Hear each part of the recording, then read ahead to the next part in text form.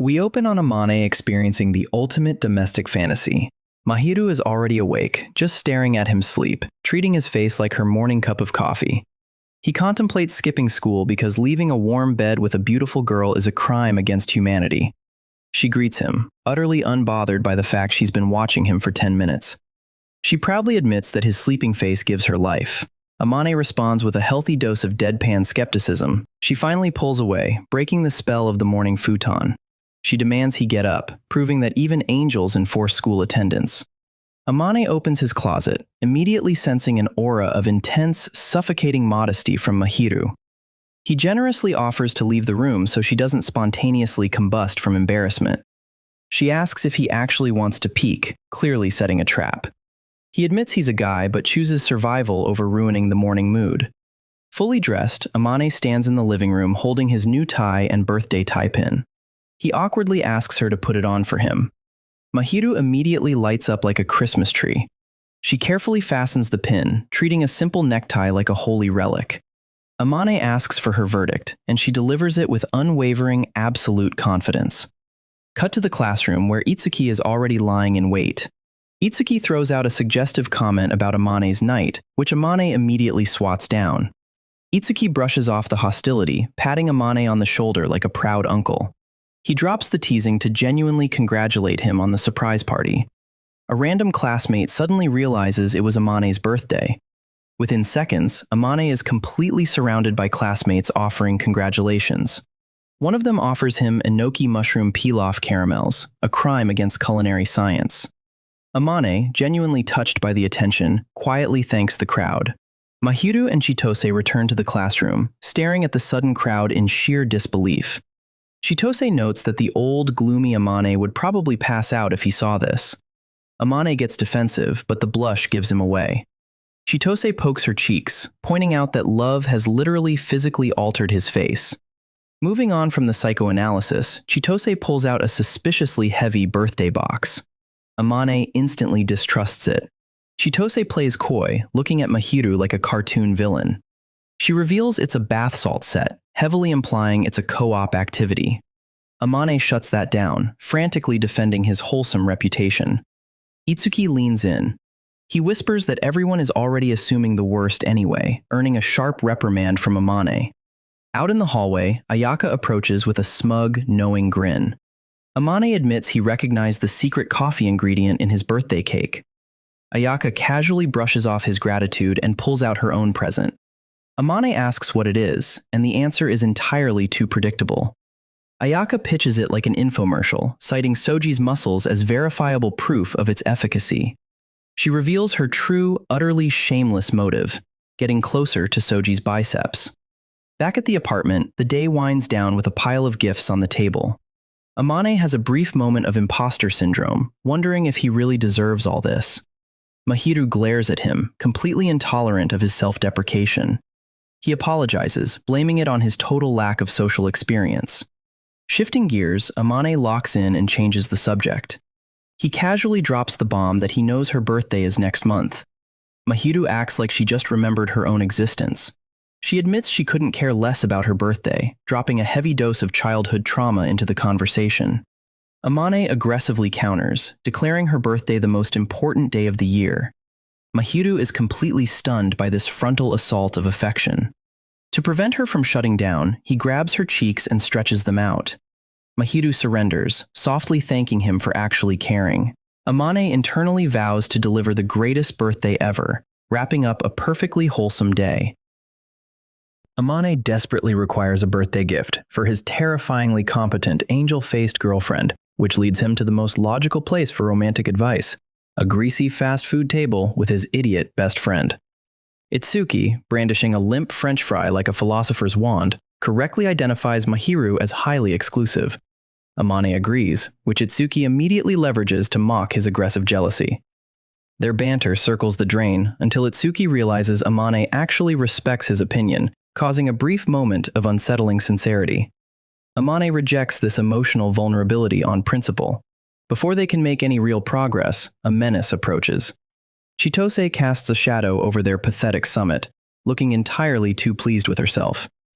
She inserts herself into the booth, steals a fry, and instantly deduces their entire secret mission because Amane possesses zero subtlety. Forced to confess, Amane admits he wants to plan a birthday party. Chitose immediately and loudly declares his hopeless infatuation to the entire restaurant. Amane, prioritizing his dignity, orders a hit on her vocal cords. Itsuki complies by shoving a fistful of cold fries into his girlfriend's mouth. With the volume lowered, Amane explains the core issue. Mahiru despises clutter. She calculates cost-to-value ratios like a Wall Street broker and buys what she needs instantly. Pressed for any past hints, Amane reluctantly admits she did mention one item. The grand reveal drops like a lead balloon. It's a whetstone. The two normal teenagers stare at him, completely baffled as to why a high school girl wants to sharpen blades in the dead of night. Chitose points out her own obvious desires as a contrast, listing normal items like makeup. Amane, however, notes that makeup is a risky gamble, a fact Chitose readily confirms. Giving up on physical objects, Itsuki suggests shifting tactics toward memorable experiences or activities. Amane accepts this pivot, assigning Chitose the task of covertly researching Mahiru's hidden desires. Chitose accepts with excessive pride. Itsuki, realizing his role as chief advisor has been usurped, suddenly adopts a wounded demeanor. He brings up a past grievance about Amane consulting someone else for work advice, feeling entirely betrayed. Chitose seizes the opening to ruthlessly mock her boyfriend's sulking. The conversation devolves completely as the betrayed becomes the betrayer. Chitose grabs Itsuki and shakes him aggressively, while Amane just sits back and enjoys the chaos. Amane is handed a notice for parent-teacher conferences, an event no high schooler has ever actively looked forward to in the history of institutionalized education. Beside him, Itsuki is visibly malfunctioning, holding his own paper. His mom is busy, meaning he's stuck with his father, a man whose primary parenting strategy seems to be relentless academic interrogation. Amane throws him a bone of sympathy. Itsuki complains that his dad is basically an imposing brick wall of expectations. Chitose wanders over, casually mentioning her mom is just using the conference as an excuse to play dress-up. Amane notes that this is a terrifying universal truth. Parents treat high school conferences like they are deploying troops to the front lines. Flash forward to the day of destiny. Amane finds his mother, Shihoko, in the entryway. She is dressed in a razor-sharp pantsuit, radiating the aura of a high-powered CEO about to acquire the school, rather than a mom checking on her son's math grade. He reluctantly approaches. The second she smiles, the intimidating CEO illusion shatters, and she is instantly back to being the hyperactive mother he knows. She immediately starts teasing him for looking tired. Amane deflects the nonsense, resigning himself to the chaos. As they walk the halls, Shihoko begins the interrogation. She complains he never calls just to chat. Amane reminds her that her idea of a chat is usually ridiculous and demands she stop secretly funneling photos of him to Mahiru. Shihoko completely ignores the boundary, threatening to make a group chat instead. Amane scowls, earning a lecture on premature wrinkles. The topic shifts to his grades. Amane has actually been trying lately, not out of a profound love for academics, but because standing next to Mahiru's terrifying work ethic without trying feels pathetic. The actual conference is shockingly anticlimactic. Amane is a model student, his grades are fine, and the meeting is over before the tension can even peak. Back in the hallway, Shihoko drops the formal act. She praises him, noting that his motivation has spiked since his first year. Amane defensively claims he's doing it for himself, though he admits Mahiru lights a fire under him. Shihoko takes this as a total victory for her future daughter-in-law agenda. Looking out the window at the distant club activities, Shihoko pivots to the future. She asks about his college plans. Amane is painfully pragmatic. He doesn't have a grand, burning passion. He just wants a degree that gets him a decent job with enough free time to live comfortably. He expects a lecture on chasing dreams. Instead, Shihoko is surprisingly supportive. She tells him pragmatism is fine, reminds him they have a financial safety net, and literally smacks him on the back to knock the anxiety out of him. The wholesome moment is violently interrupted. Down the hall stands Itsuki, glaring daggers. Next to him is his father, Daiki, radiating sub-zero temperatures in a sharp suit. The tension is thick enough to stop a bullet. Shihoko, oblivious or perhaps highly strategic, cheerfully greets Daiki. She then proceeds to loudly praise Itsuki as Amane's reliable friend, forcing both boys into awkward submission. Daiki looks at Itsuki. Itsuki fires back with absolute venom, telling his dad to just go to the meeting room. Daiki sighs and walks away, clearly exhausted by his own son. Once the father is gone, Itsuki deflates. Amane asks about his college plans. Itsuki admits he knows what he wants, but his dad intends to use his financial leverage to control the decision. Itsuki refuses to be a copy of his failed older brother. Amane doesn't offer empty platitudes, just tells his friend they eventually have to talk it out. Itsuki walks off to face the music. Shihoko watches them go, dropping a rather brutal truth bomb. Parents who overmanage their kids are just doing it for their own ego. She prefers her method: let the kid walk their path, and only grab them if they are about to step off a cliff. Amane realizes his mom, for all her eccentricities, is actually a pretty top-tier parent. Another day, another moment where Amane's mother treats her high school son playing house as perfectly normal. Shihoko suffocates Mahiru with affection, completely ignoring her own flesh and blood. Amane shoots daggers from the corner, but his mother just assumes he's jealous. Mahiru politely asks about the parent-teacher conference, and Shihoko casually laments that her husband couldn't make it a four-way interrogation. Amane shuts that nightmare down immediately. Shihoko tells him to enjoy the misery while it lasts. Tea is served, and Shihoko cheerfully steps on a landmine, bringing up Mahiru's conference. Mahiru, ever the professional, admits her parents aren't coming. Shihoko, possessing zero chill, volunteers as tribute. Amane practically bursts a blood vessel at the audacity.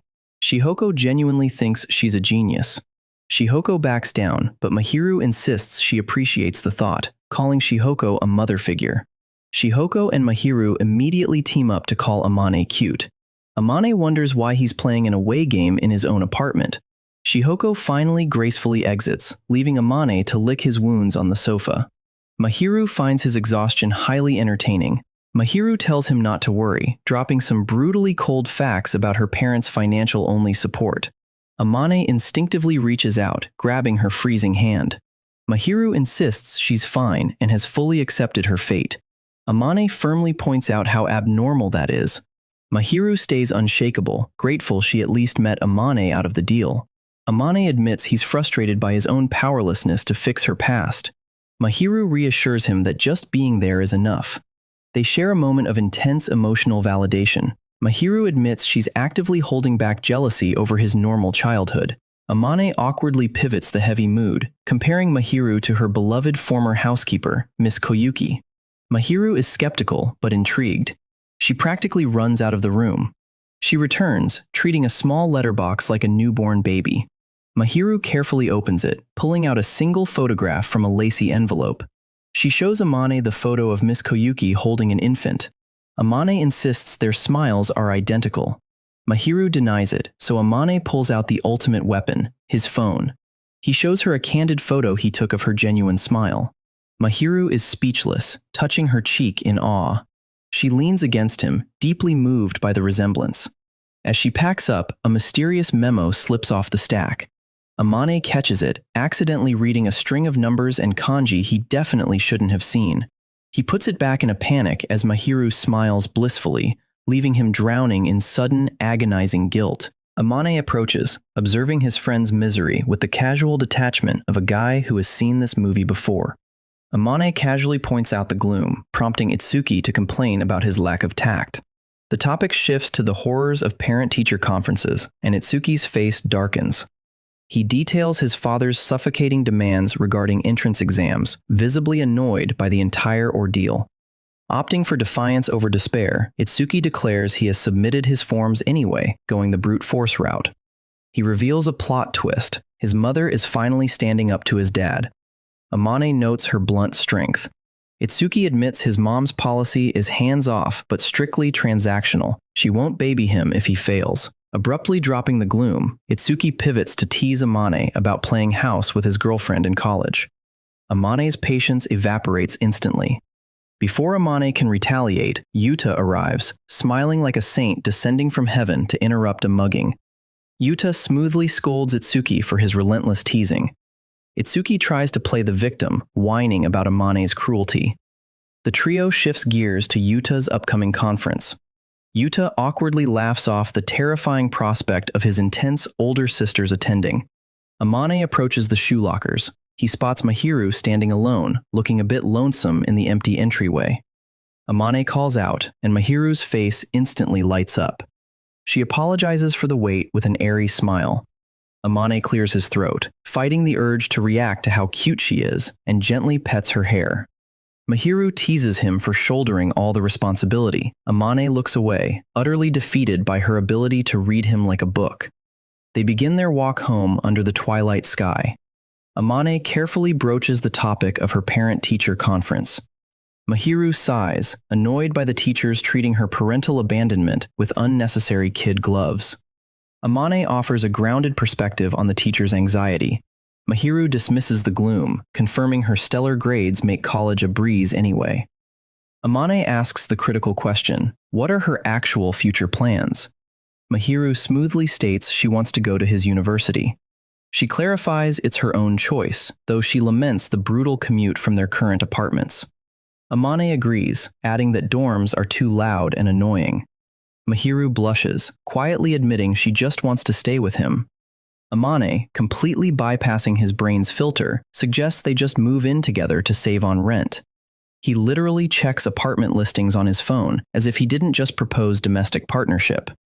Mahiru freezes, her expression a mix of bewilderment and bashfulness. She stammers, asking if he really thinks that's okay. Amane drops his phone into his lap, sheer panic washing over his face as he processes his own words. He frantically waves his arms, delivering a rapid-fire, groveling apology for his perceived selfishness. Mahiru just stares at him, looking more exasperated than angry. She logically points out that if it was purely for his own convenience, it wasn't a selfish request. Amane stops, stunned by the semantic reversal. Mahiru looks up at him, blushing furiously with damp, expectant eyes. She asks if she can accept the invitation. Amane feels his heart attempt to escape his ribcage and quietly agrees. They share a moment of intense, awkward, yet profound joy. Mahiru happily rambles about the domestic bliss of saying goodnight every evening. Reality sets in as she suddenly worries about his parents' approval. Amane reassures her, suggesting they visit Koyuki as well. They laugh off their rampaging enthusiasm, making a firm promise to crush their exams first. We open on the high-stakes world of seasonal high school burnout.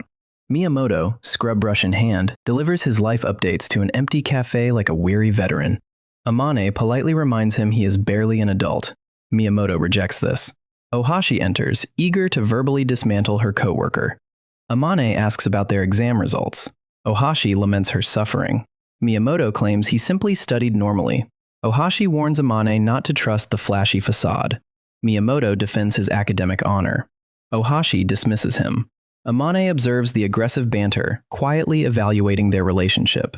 He pivots to scheduling. Miyamoto notes the impending holiday season. Amane feels blue-collar guilt about time off for his girlfriend. Miyamoto dismisses the concern, granting permission to live his life. Amane protests. Miyamoto outlines the economic realities of holiday pay, which appeases the single employees. Ohashi mocks Miyamoto's lack of a romantic partner. Miyamoto counters with her recent breakup. Ohashi backpedals, stunned. Sensing chaos, Amane changes the subject and asks for a realistic review of college. Miyamoto ponders this. He delivers a practical assessment of academic freedom and personal responsibility. Ohashi complains about the grueling high school schedule. Miyamoto suggests she just lacked hobbies. Ohashi exposes his oversleeping habits. They descend into synchronized bickering. Miyamoto shifts to a darker tone, warning of campus social dynamics and club drama as an existential threat. Ohashi agrees, staring into the abyss. Amane, terrified, vows to become a social hermit to protect his relationship. Miyamoto predicts he will attract trouble anyway. Amane begs him to stop. He confesses his pragmatic, joyless view of higher education as a stepping stone to employment. Miyamoto is appalled and delivers a poignant monologue about finding one's own path. Amane absorbs the wisdom. The moment is interrupted by Fumika, flanked by the smell of sugar and capitalism. She offers illegal, off-the-books cake tasting. Ohashi worships her. As the older staff abandon their posts for cake, Fumika notices Amane hesitating.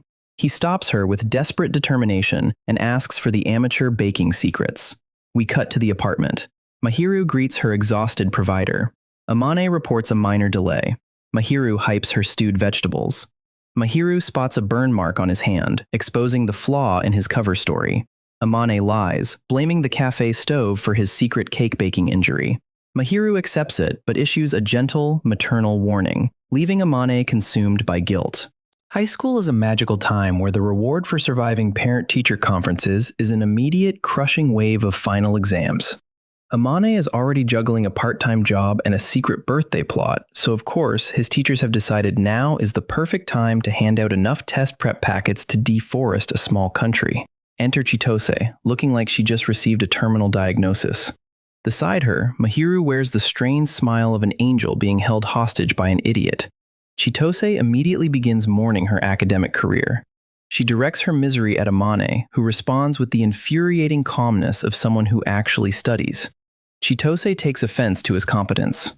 Amane tries to give practical advice, explaining that math is just a puzzle. Itsuki chimes in to agree, making Chitose feel entirely alienated. She aggressively defends her right to be mathematically illiterate.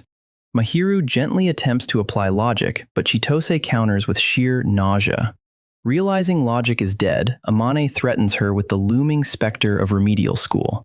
Chitose opts for a defense mechanism: regression. She clings to Mahiru, wailing about Papa Amane being mean. Amane, thoroughly exhausted, demands she unhand his pseudo-girlfriend. Chitose instantly drops the child act to poke at Amane's blatant jealousy. Amane deadpans an admission.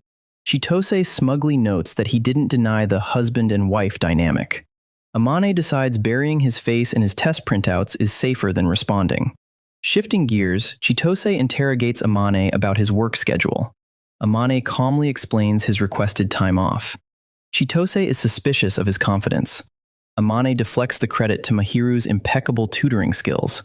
Chitose points out that Amane actually has a brain, to which Amane delivers a terrible pun about basics. Chitose looks physically pained by the wordplay. Amane casually mentions his coworkers tutor him too. Chitose laments her own lack of resources, citing her useless brother. The classroom empties. Mahiru has been successfully lured away to a convenience store. Itsuki drops the banter and asks if Amane is genuinely going to survive this schedule. Amane insists he thrives under pressure. Itsuki credits the power of love. Amane politely tells him to shut up. Scanning the room for eavesdroppers, Amane pivots to the real issue: the secret favor. Itsuki, clearly out of his depth, suggests his boss would be better suited for the task. Amane stubbornly refuses to rely on anyone but his best friend. Itsuki absorbs the earnestness, blushes furiously like a tsundere, and complains about Amane's newfound boldness. Amane chuckles. Itsuki begrudgingly swears his absolute loyalty to the mission.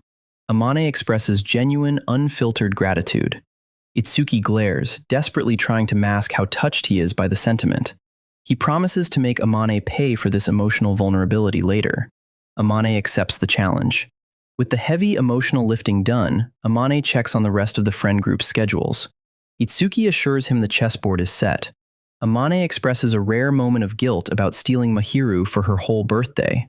The eve of the birthday operation begins with Amane politely requesting his basically live-in girlfriend to stay out of his apartment. Mahiru, ever the obedient straight-A student, agrees without a second thought. She is entirely oblivious to the fact that Amane is about to orchestrate a full-scale tactical celebration. Before embarking on his grueling mission, Amane requests a hug to charge his batteries. Mahiru obliges, entirely unaware of the sheer domestic chaos about to unfold next door. First thing in the morning, Amane treats his kitchen like a battlefield, whipping up a perfectly calibrated Japanese dinner. By afternoon, he calls in the cavalry to transform his drab living room into an explosion of pastel balloons and paper flowers.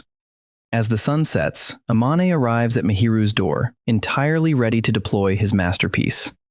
Mahiru steps out, fidgeting in a stylish outfit, betraying just how much she's been anticipating this. Amane insists on total sensory deprivation for the reveal, telling her to close her eyes.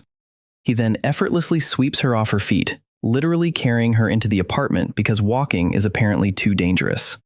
He deposits her onto the sofa with the utmost care. With everything in position, he finally grants her permission to open her eyes. The lights hit, revealing a room straight out of a childhood fantasy. Mahiru is completely paralyzed by the sheer volume of effort. Amane strikes while she's stunned, presenting a meticulously researched bouquet. Mahiru clutches the flowers like a lifeline. Amane merely smiles, fully aware his plan is proceeding flawlessly. The dinner phase commences with Amane serving a delicately seasoned Japanese meal. Mahiru takes her first sip of the clear soup, her face melting into sheer culinary bliss. Amane exhales a breath he's probably been holding for a month.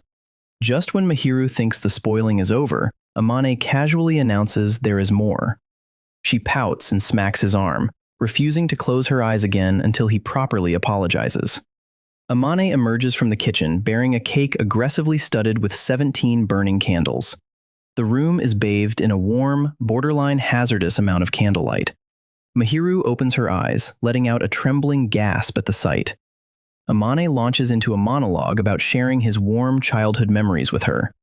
This completely breaks Mahiru's composure, reducing the usually stoic angel to a sobbing mess. After a quick wipe of her tears, she rigorously blows out the candles like she's extinguishing her past traumas.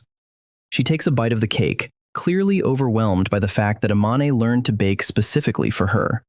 The gift-giving phase initiates. Amane approaches with a heavy, wrapped box. Mahiru holds it reverently, entirely terrified of what might be inside.